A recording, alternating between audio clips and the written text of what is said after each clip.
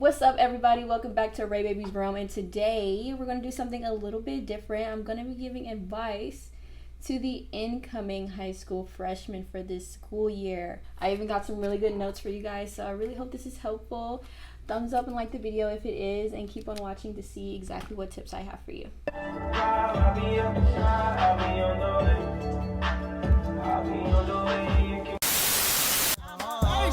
First, let me get that introduction.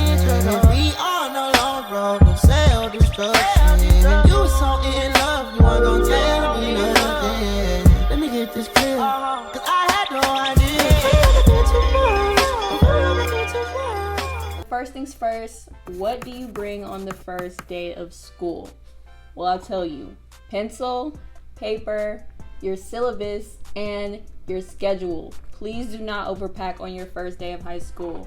Okay, I guarantee you, you're not doing anything that important on your first day. Don't come with 50,000 books in your book bag. You're going to be really upset that you brought all those books the first day and you didn't open one of them. That first day is primarily for going through all your syllabi and the teacher setting the standard and basically telling you what's expected of you for the coming year. Don't buy everything on the syllabus until you know you absolutely need it. Sometimes the schools provide the books that you see on your syllabus. Sometimes the school provide the calculators that you see. So buy the things that you absolutely can't do without, which is pencil, paper, binder, dividers, things like that. But really wait during that first week to see exactly what you can do without and what you absolutely need to get. And that's why orientation is really important. You go in there, you feel the teacher out. If they're kind of laid back, then they're not going to come full force on the first day. But if they're coming in and you see your syllabi and it's saying that your first day assignments due, then you need to bring exactly what you need for that class. Along with having your schedule, try to memorize your schedule. I really use the day of open house or orientation to practice going to different classes because I suck at remembering where things are, classrooms, places, locations. So I really just have to practice it out and just kind of do a mock trial of it. I know these days that they kind of allow new incoming freshmen to have a trial run and they kind of let you go to each class and kind of get a feel for it. Also, when you're memorizing your schedule and when you're trying to figure out where to go, don't be afraid to ask your teachers. Your teachers have been working there for years, and ultimately most of them want to help you, although in high school you're expected to be a little bit more independent, but there's more understanding for incoming freshmen. So do not be afraid to ask your teachers to direct you to your next class. Now, speaking of classes, what classes should you take?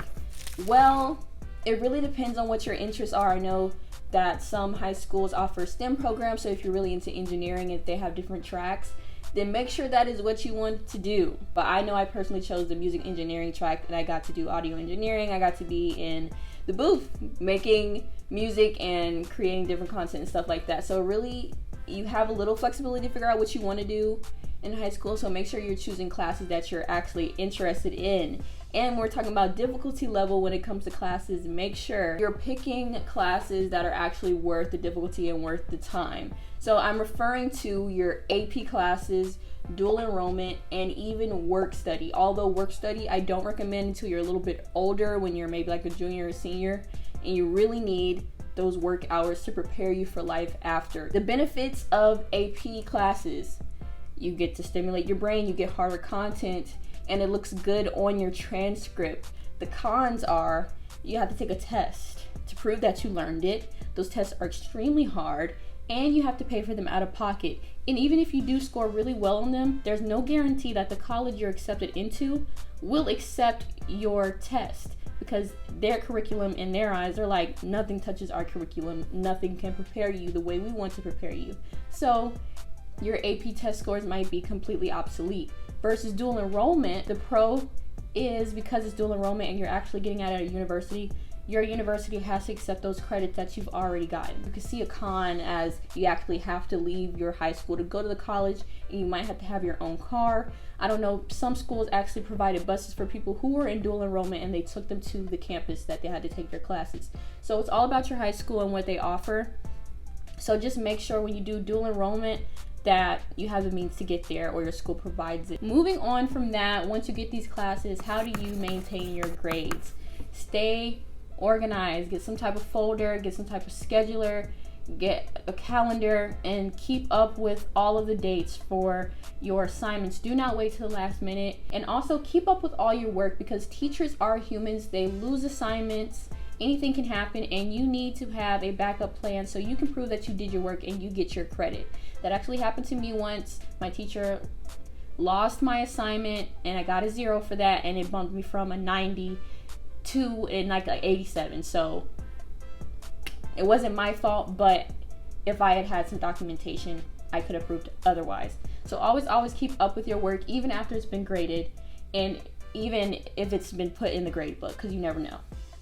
On top of that, you want to make sure you're able to keep up with all your books so that you can study. You might want to get lockers. So let's say you have seven classes a day, and each of them require a book. You're not going to be able to carry 7 books a day, so you definitely need to get a locker. But if you're on block schedule where you only have 4 fall semester, and then when you come back after winter break, then you don't necessarily need a locker. It's still convenient, especially if you have practice afterward or anything like that.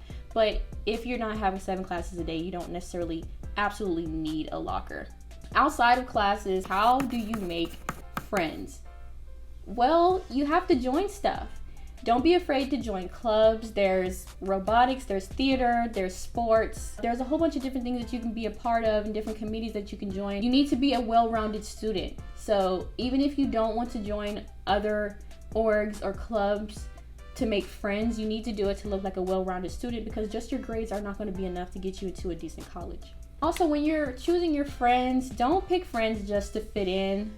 I know that it's hard to, gravitate towards the people who typically are outcast or made fun of, but those are the people in the long run who are going to be really genuine.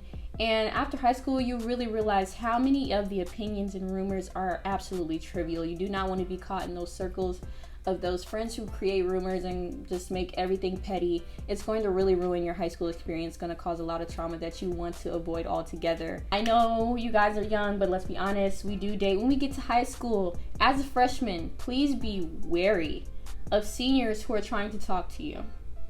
It's giving very much grooming. It's giving very much inappropriate. There is no 18-year-old that should be wanting to talk to a 14, 15-year-old child. Back to a lighter topic. What should you eat when you go to high school? We all have the dreadful talk about school lunches and things like that. And, not everyone can afford to bring their own lunch, so it's absolutely okay to eat school lunches. However, if you don't have to, I would definitely say this is the time to start learning how to take care of yourself and making your own lunches, having a say-so in what you eat. I know my brother personally, that's why I'm making this video, because he's finally a freshman. My brother's been bringing a lunch for all of his school life, his educational life. And all of a sudden, coming to high school, he was afraid that he'd be made fun of for bringing a lunch. If anything, I remember when I was coming to high school with a lunch, people were always asking for my food. I was known for having the snacks. I was never made fun of for bringing a lunch. So don't worry about that. Although I would say, it's time for a big kid lunch. No more juice boxes. You need to get you a nice little good sized Gatorade, water bottles, Capri Suns. You need a big sub sandwich to get you through that full day, because high school is really a different beast. Now, how soon is too soon to be thinking about college? I don't think you can ever think about college too soon, especially when it comes to SAT and ACTs. If you're in a predominantly Black area, minority areas where the curriculum for that isn't pushed in your face every day, you're already at a disadvantage. So you need to start practicing the SAT and ACT test as soon as you can get your hands on those practice tests, because those standardized testing is completely different than the standardized testing you receive in your everyday public schools and classes and stuff like that. Also, when you're thinking about getting into different colleges, it's important to go ahead and rack up those scholarships as soon as you can. It's never too soon to start earning money.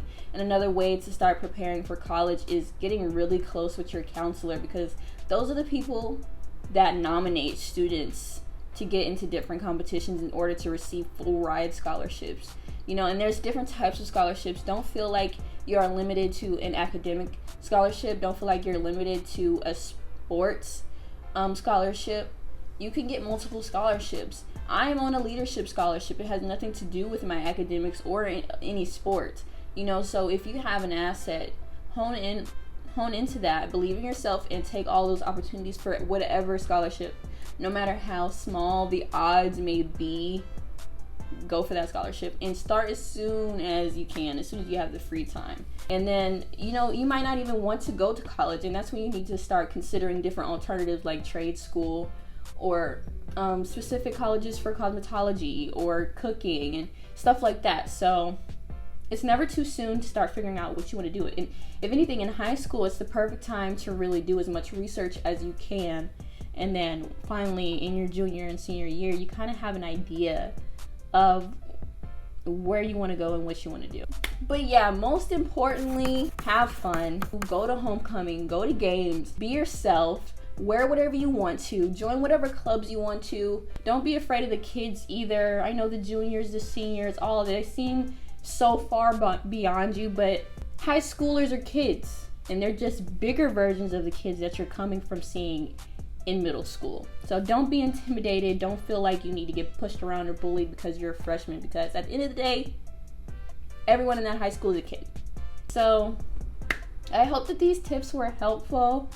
Let me know down in the comments below if you have any more questions. I'll be happy to answer them. Let me know if you'd like another one of these videos. Thank you guys so much for tuning in, and thank you for all of the support and attention that I've been getting lately. I really appreciate it. Make sure you hit that subscribe button, like and comment, and hit that bell notification so you know when I'm coming out with more content. Did you click it? Did you click? Thank you. Now you're part of the family. All right, guys. Thank you so much. See you guys later. Bye. I look nice when you open my mind for you. Don't wanna wait on it tonight, I wanna get